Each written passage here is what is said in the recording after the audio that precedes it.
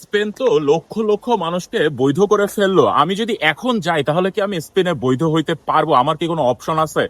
Illegal ভাবে যান আর legal ভাবে যান, যেভাবেই যান না কেন ভাই, আপনি স্পেনে বৈধ হইতে পারবেন। আসসালামু আলাইকুম। আজকে আপনাদেরকে স্পেনের নতুন যেই সিচুয়েশন সেই সম্পর্কে ধারণা দিব। ওইখানে গিয়ে আপনি বৈধ হইতে পারবেন কিনা, কি অপশনগুলো রয়েছে এবং কিভাবে আগাইলে আপনি সেখানে বৈধ হইতে পারবেন সেই ব্যাপারে আজকে কথা বলবো। দেখেন, স্পেন লক্ষ লক্ষ মানুষকে বৈধ করছে। কাদেরকে বৈধ করছে? যারা 1 জানুয়ারি 2026 সাল অর্থাৎ এই বছরের প্রথম দিনের আগে স্পেনে ঢুকছে এবং 5 মাস তারা যে স্পেনে ছিল, অর্থাৎ 5 মাস আগে তারা ঢুকছে এবং সেটা যদি তারা প্রমাণ করতে পারে, তারপরে কিছু টুকটাক কিছু ফর্মালিটিস আছে, ফর্মটা পূরণ করা লাগে, সেগুলো দিয়ে তারা কিন্তু সেখানে বৈধ হয়ে গেছে উইথিন 5 মান্থস। অর্থাৎ আপনি চিন্তা করেন, ঠিক 1 বছর আগে জুন জুলাইতে যারা স্পেনে ঢুকছে তারা কিন্তু এখন অলরেডি কাগজ করে ফেলছে এবং এই অপশনটা ছিল এই জুন মাস পর্যন্ত। জুলাই থেকে আবার নতুন নিয়ম চালু হয়ে গেছে। কি নিয়ম? সেই এমপাদ্রোমেন্টো অর্থাৎ আরাইগো প্রসেস যেটাকে বলা, আরাগো প্রসেস যেটাকে বলা হয়ে থাকে। এই আরাইগো প্রসেসের অনেকগুলা ধাপ আছে। আপনি সেখানে অ্যাজ এ স্টুডেন্ট হিসেবে আপনি সেখানে থাকতে পারবেন, আপনি অ্যাজ এ ওয়ার্কার হিসেবে সেখানে থাকতে পারবেন, অ্যাজ এ সোশ্যাল বেনিফিট, বা আপনি অসুস্থ, আপনার ফ্যামিলির রিলেশন, বিভিন্ন উপায় আছে। এইটার জন্য আমি আপনাদেরকে বলবো, স্পেনে যদি আপনার পরিচিত কেউ না থেকে থাকে যে আপনাকে ইনিশিয়ালি একটা সাপোর্ট দিবে, প্রথমে একটা জিনিস দেখবেন যে আপনাকে বহুত কাহিনী করে আপনার কাছে টাকা যাবে, এই যাবে ওই যাবে, এরকম না ভাই। দেখেন, তাহলে আপনি বিপদে পড়বেন। তার কারণ স্পেনে কিন্তু ইজিলি কাজ পাওয়া এতটা সহজ না। বার্সেলোনা, মাদ্রিদ, বা আপনি যদি সেভিয়া টেভিয়া একেবারে নিচের দিকে নেমে যান, সেই দিকে কাজ অবশ্যই আছে, কিন্তু কোনো পরিচিত কেউ যদি আপনাকে হেল্প না করে তাহলে কিন্তু আপনি প্রথম অবস্থায় সেখানে ভাষা পারেন না, সেখানে রাস্তাঘাট চিনেন না, জায়গা চিনেন না, কই থাকবেন, কি করবেন, আপনি কিন্তু বুঝে উঠতে পারবেন না। সুতরাং স্পেনে আপনার পরিচিত কেউ আছে, তাহলে কিন্তু আপনি ইজিলি এই প্রসেসের মাধ্যমে সেখানে বৈধতা অর্জন করতে পারবেন। হ্যাঁ, আমি ইজিলি বলতেছি, তার কারণ এই একটাই দেশ আছে যেখানে আপনি ইলিগাল ভাবে ঢুকেন, লিগাল ভাবে ঢুকেন, বা আপনার রেসিডেন্ট পারমিট ক্যান্সেল হয়ে গেছে, যে কোনো একটা অপশন, আপনার একটা যে কোনো একটা প্রবলেমে আপনি পড়ছেন, আপনি সেখানে গিয়ে বৈধ হওয়ার একটা অপশন খুঁজে পাবেন। এটাই হলো কথা। যাদের টাকা পয়সা আছে তারা উকিল ধরতে পারেন, এতে প্রসেসটা আরো ইজি হয়ে যায়। এখন আপনাদের যে প্রশ্নগুলো, যে ভাই, সর্বপ্রথম তো প্রশ্ন যে ভাই বৈধ হইতে পারবো কিনা। হ্যাঁ, বৈধ আপনি হইতে পারবেন। কি প্রসেস? আরাইগো প্রসেস। কি সেটা? আপনি যখনই স্পেনে ঢুকবেন, সবার প্রথম আপনার ওইখানকার একটা রেজিস্ট্রেশন লাগবে। কি রেজিস্ট্রেশন? House registration. অর্থাৎ আপনি যে স্পেনে ঢুকছেন, এক জায়গায় থাকতেছেন, সেই বাড়ির একটা লিজিং বা একটা, আপনি যে সেখানে ভাড়ায় থাকতেছেন তার একটা কন্ট্রাক্ট, এরকম কিছু একটা নিয়ে আপনাকে ওই অঞ্চলের যে পৌরসভা আছে সেখানে যেতে হবে ইন পার্সন। কিছু কিছু জায়গায় তারা অনলাইনে সবকিছু করে ফেলছে, আপনি অনলাইনেই সবকিছু করতে পারেন, কিন্তু ম্যাক্সিমাম জায়গায় দেখা গেছে যে ইন পার্সন আপনাকে যেতে হবে। কিছু টুকটাক ডকুমেন্টস তারা বলে, সেই ডকুমেন্টস নিয়ে যেতে হবে এবং আপনাকে ওই ফর্ম দিবে একটা, সেই ফর্মটা আপনাকে ফিল আপ করতে হবে। ফর্ম ফিল আপ করে দেওয়া আসার সাথে সাথে অথবা 1-2 দিনের মধ্যে এই প্রসেসে আপনাকে একটা কাগজ দিয়ে দিবে যে হ্যাঁ, আপনি স্পেনে ঢুকছেন। এই কাগজের আন্ডারে আপনি কি কাজ করতে পারবেন? না, লিগাল ভাবে আপনি কাজ করতে পারবেন না, কিন্তু ইলিগাল ভাবে আপনি কাজ করতে পারবেন। এটা যারা স্পেনে গেছে বা স্পেনে থাকে তারা সবাই এই বিষয়টা জানে। কাজ পাওয়া ইজি কিনা, না, কাজ পাওয়া কখনোই ইজি না।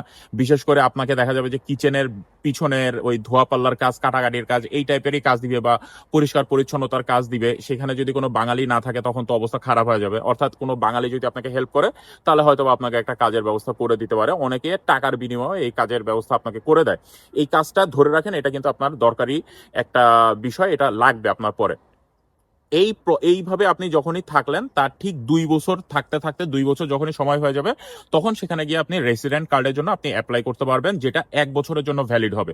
এই রেসিডেন্ট কার্ড পাওয়ার জন্য অনেকগুলো অপশন আছে, যেগুলো আমি আপনাকে প্রথমে বলে দিছি, যে আরাইগো প্রসেসের মধ্যে সোশ্যাল আছে, স্টুডেন্ট আছে, লেবার আছে, ফ্যামিলি আছে, এরকম টুকটাক অনেকগুলো ধাপ আছে। তার যে কোনো একটার মধ্যে আপনাকে ঢুকতে হবে। তো বিশেষ করে সবাই ওই এমপ্লয়মেন্ট অর্থাৎ কাজের কন্ট্রাক্টের বেসিসেই আপনার কিন্তু এই রেসিডেন্ট কার্ডটা নিয়ে থাকে, এবং কাজের কন্ট্রাক্টটা অনেক বাংলাদেশে এখানে 4,000, 5,000, 2,000, 3,000 যার কাছে যা রাইখা পারে এরা সেল করে। আসলে এর কোনো কোনো টাকাই আসলে দেওয়া লাগে না। আপনি যদি এই 2 বছরের মধ্যে কোনো একটা এমপ্লয়ার খুঁজে পান এবং আপনি যদি তার কাছ থেকে একটা কন্ট্রাক্ট ম্যানেজ করে নিতে পারেন, এরা সবাই জানে, এই রুলস সবাই জানে, আমি অত ভিতরে ঢুকতেছি না, তাহলে কিন্তু আপনি ওই কাজের কন্ট্রাক্টের বেসিসে, আপনার হয়তো বা 6 মাসের একটা কাজের কন্ট্রাক্ট লাগবে, সেটার বেসিসে আপনি কিন্তু আপনার এই রেসিডেন্ট কার্ডটা নিতে পারবেন।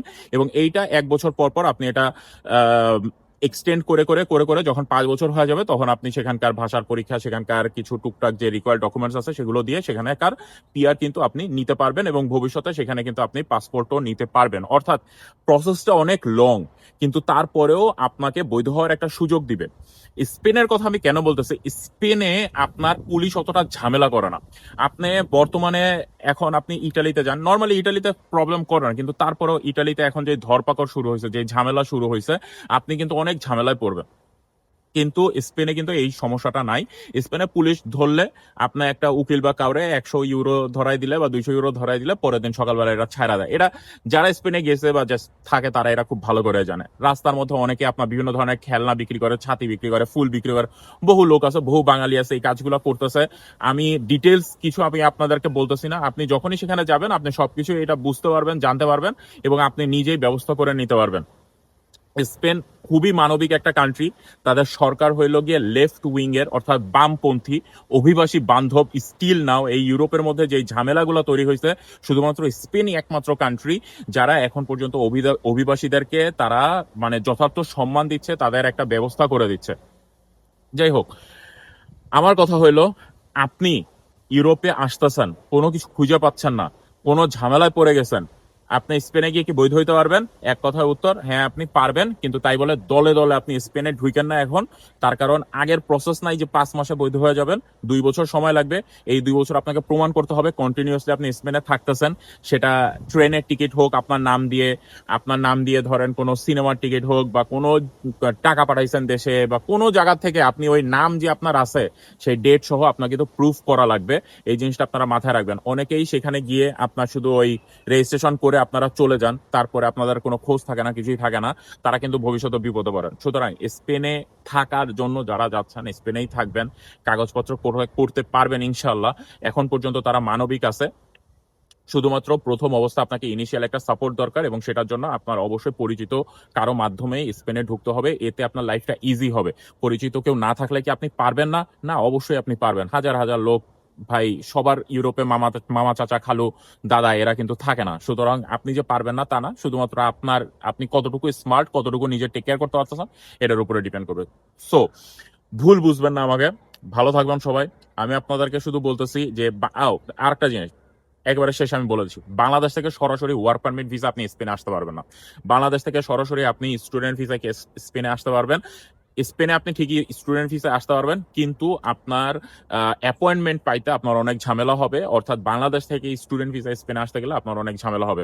স্পেনে আসার পরে কি অনেকেই যারা মধ্যপ্রাচ্যে আছে, ইয়াং বয়সী আছে, আপনারা কি কোনো ভোকেশনাল ট্রেনিং বা কোনো স্টাডি পারপাসে কোনো ইউনিভার্সিটি বা কোনো স্কুলে ভর্তি হতে পারবেন কিনা এবং আপনাদের ভিসা এক্সটেন্ড করতে পারবেন কিনা? অবশ্যই সেটা আপনি পারবেন। এই এমপাদ্রোমেন্ট্রো প্রসেসের মাধ্যমে, অর্থাৎ আরাইগো প্রসেসের মাধ্যমে কিন্তু আপনারা সেখানে কোনো একটা জায়গায়, সেটা আপনার ট্রেনিং স্কুল বা আপনার কাজের ক্ষেত্রে এটা খুব উপকারী হবে, এরকম কোনো একটা ট্রেনিং স্কুলে ভর্তি দেখায়ও কিন্তু আপনি আপনার এই রেসিডেন্ট কার্ড পেতে পারেন এবং ভবিষ্যতে এটা বর্ধিত করতে পারবেন। সুতরাং অনেক ধরনের অপশন আছে, কিন্তু অবশ্যই আপনাকে একটা ইনিশিয়াল সাপোর্ট দরকার, প্রথম অবস্থায় একটা সাপোর্ট দরকার। এইটুক যদি আপনি ম্যানেজ করতে পারেন, ইনশাল্লাহ আপনি স্পেনে বৈধ হতে পারবেন। দোয়া করবেন আমার জন্য। ভালো থাকবেন। আল্লাহ, আজকের মতো বিদায় নিচ্ছে। আল্লাহ হাফেজ। আসসালামু আলাইকুম।